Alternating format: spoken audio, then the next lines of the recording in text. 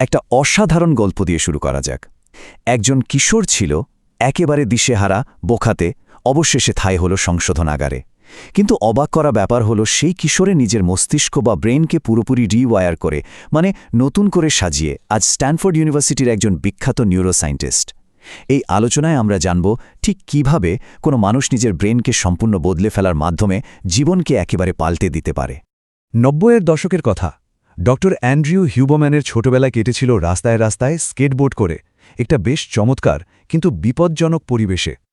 তিনি নিজেই বলেছেন তার সেই সময়ের বন্ধুদের মধ্যে ১/৩ কোথায় যেন হারিয়ে গেছে, আর বাকি ১/৩ হয় মারা গেছে, নয় জেলে আছে। সেই দিশেহারা চাউটিক থেকে বেরিয়ে এসে তিনি আজ পৃথিবীর অন্যতম সেরা বায়োলজি এক্সপার্ট। ভাবতে অবাক লাগে, তাই না? এই আশ্চর্য জীবন প্রবাহটা একটু দেখা যাক। মাত্র ১৩ বছর বয়সে বাবা মায়ের বিবাহ বিচ্ছেদ, স্কুল থেকে বিতাড়িত হওয়া, একটা দুঃসহ অবস্থা, কিশোর বয়সে সংশোধনাগারে থাকা থেকে শুরু করে একা একা সরকারি জায়গায় বসে থেকে জীবন কাটানোর মতো ত্রান্তগুলো তিনি দেখেছেন। কিন্তু একদম তলানিতে গিয়ে ঘুরে দাঁড়ানোর জেদটা এসেছিল।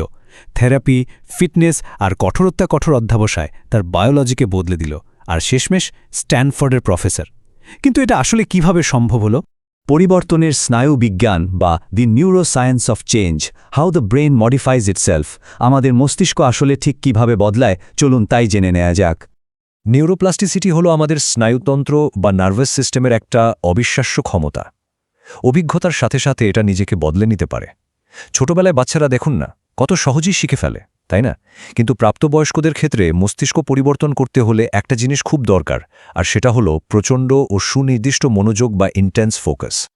এখন এই মনোযোগ আসবে কিভাবে?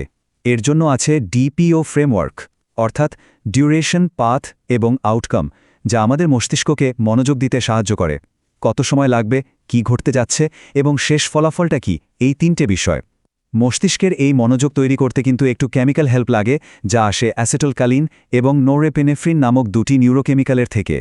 একটা খুব মজাদার কথা হলো, আমাদের মধ্যে প্রায়শ যে অস্বস্তি বা অ্যাজিটেশন কাজ করে, আমরা ভাবি ওটা বোধহয় খারাপ। আমরা ভাবি স্ট্রেস বা চাপ মানে একটা নেতিবাচক অনুভূতি। কিন্তু বায়োলজি অনুযায়ী সত্যি কথা বলতে কি, এই অস্বস্তি হলো গভীর মনোযোগে প্রবেশ করার প্রথম ধাপ বা এন্ট্রি পয়েন্ট। স্ট্রেস আসলে আমাদের আটকে রাখার জন্য নয়, বরং সামনে এগিয়ে যাওয়ার জন্যই তৈরি হয়েছে। একটা প্রকৃতির উদাহরণ দেয়া যাক। ধরে নিন একটি তৃষ্ণার্ত হরিণ। সে যখন অস্বস্তি অনুভব করে কি করে? সে উঠে দাঁড়ায় এবং বেঁচে থাকার জন্য জল খুঁজে বেড়ায়। ঠিক একইভাবে স্ট্রেসের সময় মানুষের অনুভূতিও কিন্তু আমাদের এক জায়গায় বসে থাকতে দেয় না। পরিস্থিতির সাথে মানিয়ে নিয়ে আমাদের সামনের দিকে এগিয়ে যেতে প্রচণ্ডভাবে উদ্বুদ্ধ করে। মানে প্রকৃতি এই স্ট্রেসকে তৈরি করেছেই আমাদের সামনে ঠেলে দেওয়ার জন্য। আন্তরিক পুরস্কারের ক্ষমতা বা the power of internal rewards, buffering the quit response. যখন অস্বস্তি হয়ে আমরা হার মেনে নিতে চাই, তখন কিভাবে টিকে থাকতে হয়, এবার আমরা তাই দেখব। পুরস্কার সাধারণত ২ ধরনের হয়। একদিকে আছে এক্সট্রিনসিক বা বাহ্যিক পুরস্কার, যেমন টাকা বা লোকের কাছ থেকে পাওয়া প্রশংসা। এগুলো একসময় আমাদের ভেতরের মোটিভেশনটাকে একেবারে নষ্ট করে দেয়। অন্যদিকে আছে ইন্ট্রিনসিক বা আন্তরিক পুরস্কার। এর মানে হল নিজের প্রচেষ্টাকে নিজেই পুরস্কৃত করা। এতেই আমাদের মস্তিষ্কে ডোপামিন রিলিজ হয় এবং সামনে এগিয়ে যাওয়ার ইচ্ছাটা আরও বেঁচে যায়।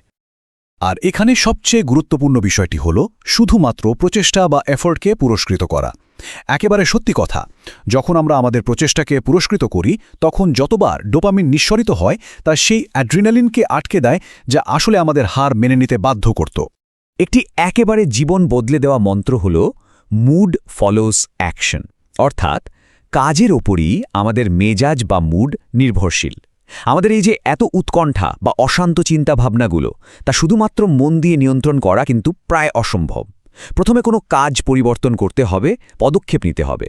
তাহলে দেখা যাবে আমাদের চিন্তা এবং অনুভূতিতেও ম্যাজিকের মতো পরিবর্তন আসছে। এর একটা দুর্দান্ত উদাহরণ হল ডেভিড গগিন্স। ভার্চুয়াল রিয়ালিটিতে একটা হাঙ্গরের ট্যাঙ্কে ঝাঁপ দেওয়ার জন্য তিনি নিজেই স্বেচ্ছায় সামনে এসেছিলেন। ভয়কে জয় করার জন্য শারীরিক পদক্ষেপ বা অ্যাকশন নেওয়ার এটার চেয়ে বড় উদাহরণ আর কী বা হতে পারে? সামনে এগিয়ে গেলে আমাদের স্ট্রেস রেসপন্স সত্যি অনেক অংশে কমে যায়। এটাই সায়েন্স। মানসিক চাপ নিয়ন্ত্রণ বা controlling your brain stress, real time tools for the nervous system. আমাদের স্নায়ুতন্ত্রের জন্য দরকারি কিছু ছটজলদি বা রিয়েল টাইম টুলস। ফিজিওলজিক্যাল সাই বা শারীরবৃত্তীয় দীর্ঘশ্বাস, এটা হলো একটি দ্রুত ব্রিদিং টুল বা শ্বাস প্রশ্বাসের কৌশল যা শরীর থেকে খুব তাড়াতাড়ি কার্বন ডাই অক্সাইড বের করে দেয় বিজ্ঞানসম্মতভাবে প্রমাণিত এই কৌশলটি আমাদের ডায়াফ্রামকে ব্যবহার করে আর সঙ্গে সঙ্গে স্নায়ুতন্ত্রকে একদম শান্ত করে দেয় তাহলে পদ্ধতিটি আসলে কি? একেবারে সহজ ব্যাপার। প্রথমে নাক দিয়ে পরপর 2 বার শ্বাস ভেতরে নিতে হবে, যাতে আমাদের ফুসফুস সম্পূর্ণভাবে প্রসারিত হয়ে যায়। তারপর মুখ দিয়ে বেশ দীর্ঘক্ষণ ধরে শ্বাসটা ছাড়তে হবে। রিয়েল টাইমে, মানে সঙ্গে সঙ্গে স্ট্রেস কমানোর জন্য এর থেকে ভালো বায়োলজিক্যাল টুল আসলে দ্বিতীয়টি নেই বললেই চলে। এবার একটা দারুণ আশ্চর্য বিষয় দেখা যাক। ফোকাল ভিশন বা দৃষ্টিকে ছোট করে কোনো একটা নির্দিষ্ট বিন্দুতে নিবদ্ধ করলে আসলে আমাদের মেন্টাল ফোকাস বা মনোযোগ বৃদ্ধি পায়। আবার অন্যদিকে দৃষ্টিকে প্রসারিত করলে, যাকে প্যানোরামিক ভিশন বলা হয়, তা কিন্তু আমাদের মস্তিষ্কে স্ট্রেস সার্কিটকে শান্ত করে দেয়। ব্যাপারটা যেন মস্তিষ্কের জন্য একটা রিল্যাক্স করার সুইচ অফ বোতাম। আরেকটি অসাধারণ ধারণা হল অপটিক ফ্লো।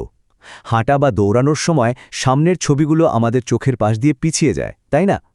এই যে চোখের সাধারণ মুভমেন্ট, এটা আসলে আমাদের মস্তিষ্কের অ্যামিগডালা বা ভয় পাওয়ার কেন্দ্রকে শান্ত করে। ট্রমা বা উৎকণ্ঠা থেকে বেরিয়ে আসার জন্য এই সাধারণ সামনের দিকে এগিয়ে যাওয়া বা হাঁটাই একটি প্রকৃত ঔষধের মতো কাজ করে। কিন্তু এখানে একটা খুবই গুরুত্বপূর্ণ কথা মনে রাখা দরকার। অস্বস্তি এবং মনোযোগ আমাদের পরিবর্তনের ইচ্ছা তৈরি করে, সেটা একদম ঠিক। কিন্তু মস্তিষ্কে আসল রিওয়ায়ারিং বা ওই যে পরিবর্তন, সেটা কিন্তু শুধুমাত্র ঘটে আমাদের গভীর বিশ্রাম এবং ঘুমের সময়, অর্থাৎ রেস্টটা আসলেই দরকার। দৈনন্দিন জীবনের টিপস বা actionable tips for daily life. Start rewiring your brain today. আজই আমাদের মস্তিষ্ক কিভাবে বদলাতে শুরু করতে পারি, আসুন দেখি। চটজলদি কিছু বায়োলজিক্যাল টুলস থাকলো যা দৈনন্দিন জীবনে সহজেই ব্যবহার করা যেতে পারে। 1. অস্বস্তিকে মনোযোগের প্রবেশদ্বার হিসেবে মেনে নেয়া। 2. নিজের আন্তরিক প্রচেষ্টা বা এফোর্টকে পুরস্কৃত করা। 3. শান্ত হতে ফিজিওলজিক্যাল সাই ব্যবহার করা। 4. গভীর কাজে নেমে পড়তে দৃষ্টিকে এক বিন্দুতে আনা। 5. এনার্জি ফিরিয়ে আনার জন্য দৃষ্টিকে প্রসারিত করা। এবং 6. মস্তিষ্ককে নতুন করে গোছানোর জন্য গভীর বিশ্রাম বা ঘুমকে সঠিকভাবে প্রাধান্য দেওয়া। ডক্টর হিউবারম্যান ঠিক এই কৌশলগুলো দিয়ে কিন্তু নিজের মনকে জয় করেছিলেন। তাহলে শেষ প্রশ্নটায় আসা যাক। নিজের মনকে বদলে ফেলার জন্য আজ থেকে ঠিক কোন শারীরিক পদক্ষেপটি নেওয়া হবে?